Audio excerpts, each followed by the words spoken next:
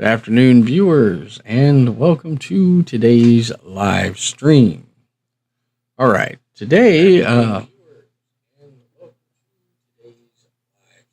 okay, we have echo. Okay, now that's better. We don't have an echo now. All right, anyway, now that problem is addressed. Okay, let's get into some stuff today. Today I thought we'd talk about some radio features that I find to be completely pointless, useless in many ways, and ridiculous. And there's only a few, but then we'll talk about some other stuff afterwards. First of all, you can see one of them on the screen right now. This is my H6 radio, and it has an item on it that is completely pointless. And that, of course, is the D-pad. Yes, this multi-directional pad serves absolutely no purpose because the only buttons you're using are up and down. Left and right are not used. Why is it there? Why is left and right there? Don't know, but they put it there.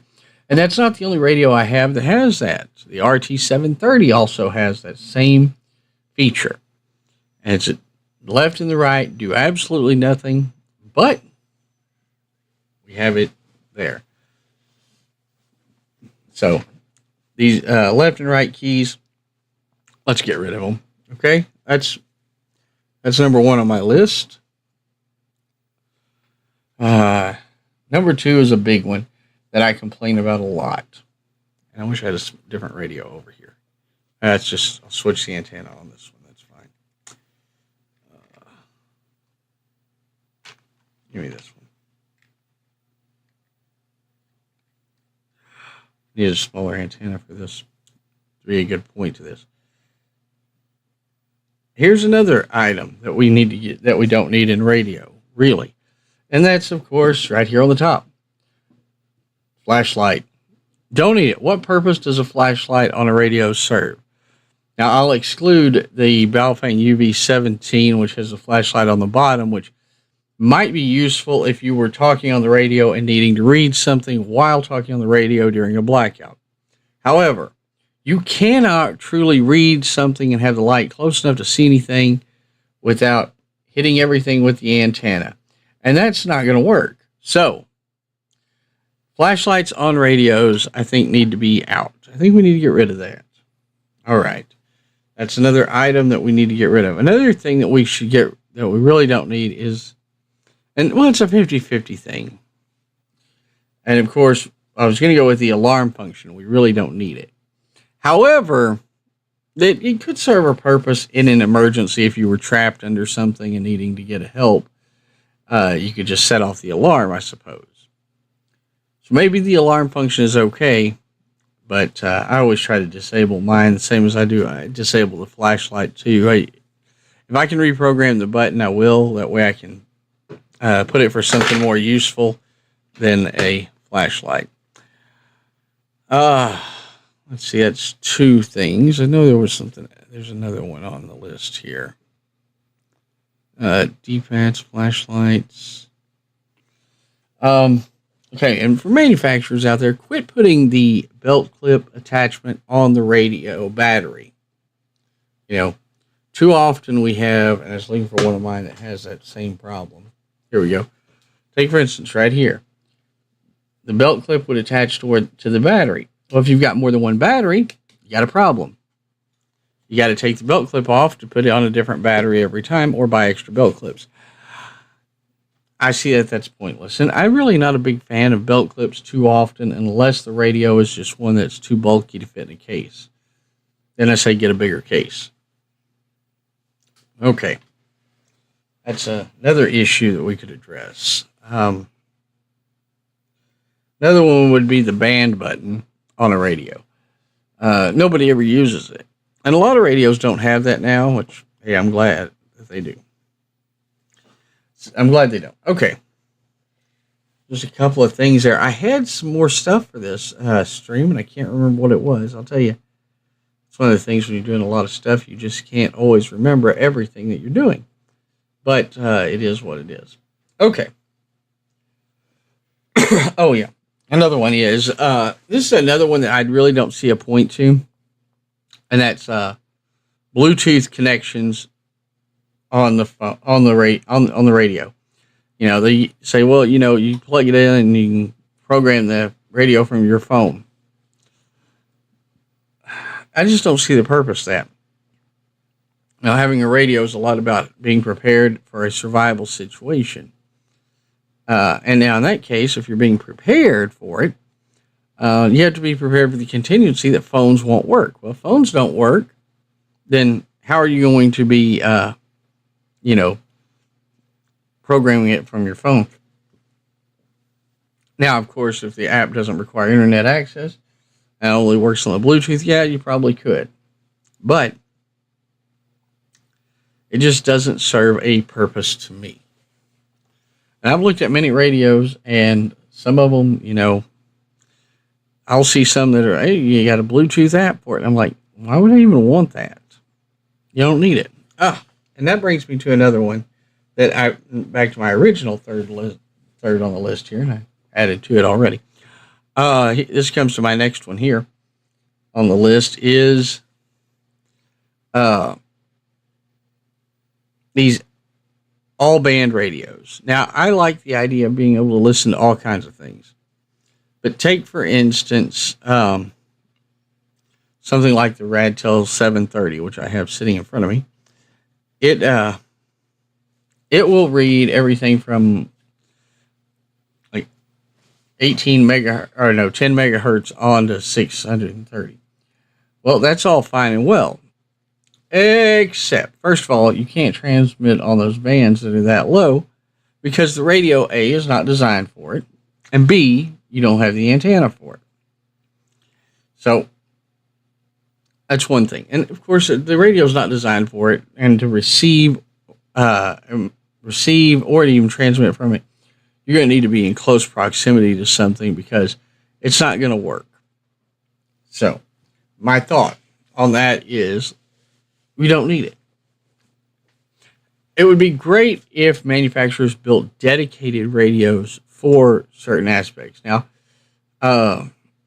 the cheaper companies, they build they can build some good radios, but you don't need all of those frequencies.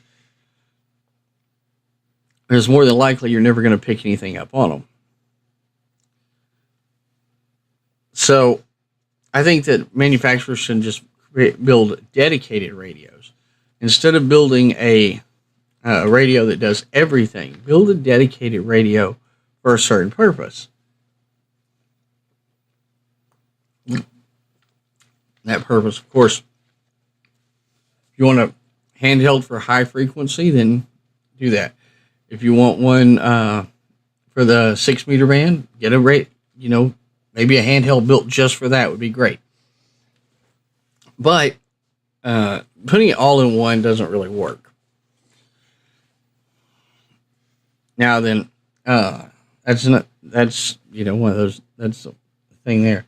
Now another thing that I don't see the purpose to is something like the Radtel 860 or the Quansheng TK11 that has a sideband built into it. Now, I like a sideband radio. I have a rather large one under my desk. It's an antique practically, but it works well. However, even with a separate antenna for both those radios, the problem becomes the having a radio that's doing too much, because you're not going to be able to listen to shortwave and relay messages or relay information that might be vital in an emergency situation to other people because you're going to be listening. So you're taking your radio out of commission in order to listen to something. My advice on that is buy a separate dedicated shortwave radio, a small one, to keep in your gear, and then you cut out that whole problem.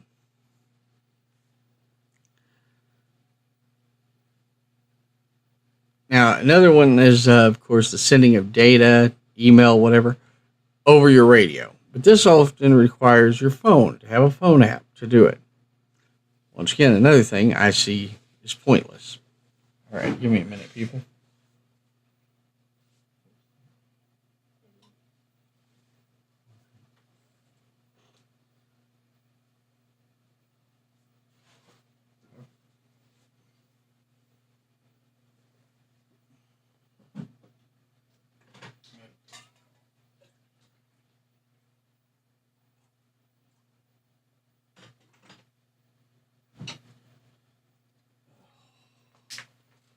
You have to excuse me for just a minute, people. I gotta get some coffee in me.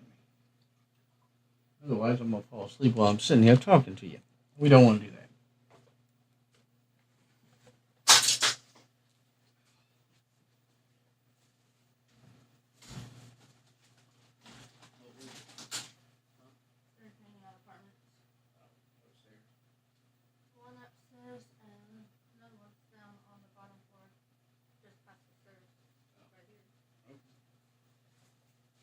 Okay, we're going to get back over here. Okay, let's continue talking about this radio stuff here in a second.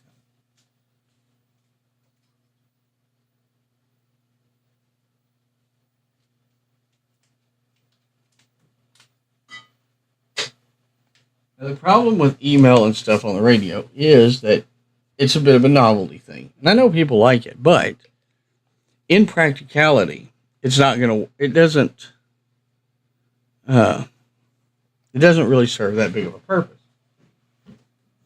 I look at radio from an emergency point of view. Okay? So, if you're not going to be sending email and text messages and stuff like that in an emergency, especially if it's dependent on having a phone or something else with internet access in order to get it. It doesn't work out well. So I see it as a novelty item. Some people may like it, but it's not necessary. It's not needed. And you can buy separate radios for separate things. I think that's one thing that we just need to accept. That maybe don't look for an all-in-one, but let's look for an independent radio to do a different function. Now, that's just a thought. I'm sure everybody's got features that they think are pointless to a radio. One thing I would like to see more companies doing is getting rid of the flashlight and replacing it, and then incorporating an independent channel knob. I like the independent channel knob, and I'd rather have it over the flashlight any day. So that's something I would say, let's incorporate that. Okay.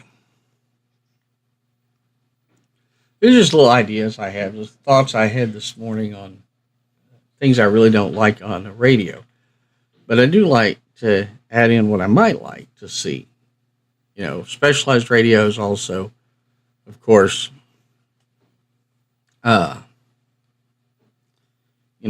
Channel knobs more often.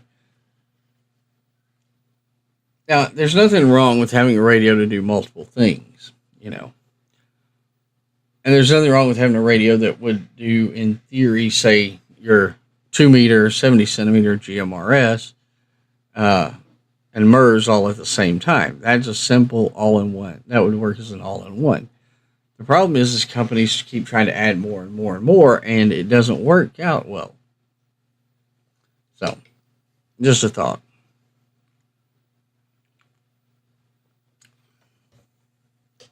Like I said, let's go back to having simpler things, specialized things too. Now everybody has features that they like. I think that one of the best features that's come out and that we need to keep and needs to actually be incorporated with every radio now is, of course, Type-C charging. But USB-C charging. But we're not there yet, but we're getting there. All right. All right, people. Well, those were my thoughts I had for today. It was just some things that I thought were pointless on the radio. And if you have more, add them in the comments, and I'll take a look.